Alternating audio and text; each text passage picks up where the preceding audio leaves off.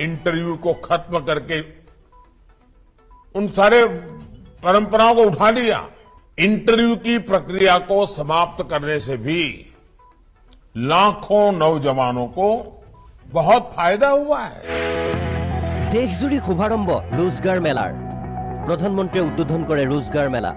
प्रथम पर्यायत ৭৫,০০০ सरकारी चाकरित नियुक्ति এবছৰত नियुक्ति प्रदान करा हब 10 लाखक। शनिवारे प्रधानमंत्री नरेंद्र मोदीये भिडिओ कन्फारेंस जोगे देशजुरी मुकली करे रोजगार मेला। रोजगार मेला मुकली करी प्रधानमंत्री मोदीये कय जे बीजेपी तथा एनडीए शासित राज्य सरकार और केंद्रीय शासित अंचलসমূहतो एके धৰণৰ रोजगार मेलार आयोजन करा हल। दादरा और नगर हावेली, दमन और दिउ, जम्मू और काश्मीर और आंदामान निकोबर द्वीपपुंजतो अनुरूप कर्मसंस्थापन मेलार आयोजन करा हब।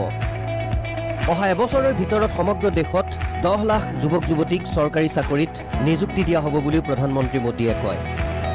ভাষণ প্ৰসংগত প্ৰধানমন্ত্ৰী মোদীয়ে উল্লেখ কৰে যে পূৰ্বে চৰকাৰী চাকৰিৰ বাবে আবেদনৰ ক্ষেত্ৰত প্ৰাৰ্থীসকল যথেষ্ট সমস্যাৰ সন্মুখীন হ'বলগীয়া হৈছিল আৰু ইয়াৰ সমান্তৰালভাৱে একাংশ নেতাৰ স্বজনতোষণ আৰু দুৰ্নীতিৰ বলি হ'বলগীয়া হৈছিল চাকৰি প্ৰাৰ্থীসকল। বিজেপি চৰকাৰে এই সকলো সমস্যা দূৰ কৰিবলৈ ব্যৱস্থা গ্ৰহণ কৰিছে। গ্ৰুপ সি और গ্ৰুপ ডিত নিৰ্মূল কৰা হৈছে সাক্ষাৎকাৰৰ ব্যৱস্থা। কেন্দ্ৰীয় চৰকাৰৰ এই পদত নাথাকিব কোনো সাক্ষাৎকাৰ।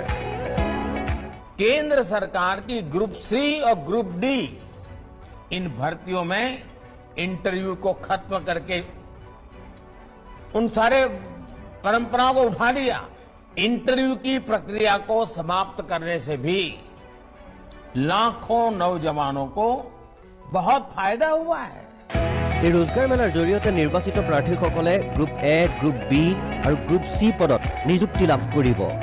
नियुक्ति प्रदान करा विभागসমূहर भितरत আছে केंद्रीय सशस्त्र बाहिनी, उपपरिदर्शक, कनिष्ठबल, निम्न वर्गर सहायक, स्टेनो, व्यक्तिगत सहायक, आयकर परिदर्शकके धरि आन केइबाटाও विभागर विभिन्न पद।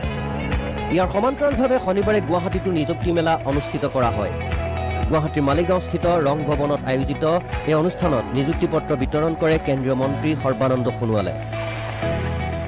रोजगार मेलार जोगेदी तेखेते ৭৫,০০০ যুৱক যুৱতীক नियुक्ति पत्र प्रदान करिले और अहा 12 माहर भितरत 10 लाख যুৱক যুৱতীক एने धरणे भारत सरकार अधीनत नियुक्ति प्रदान करा हब।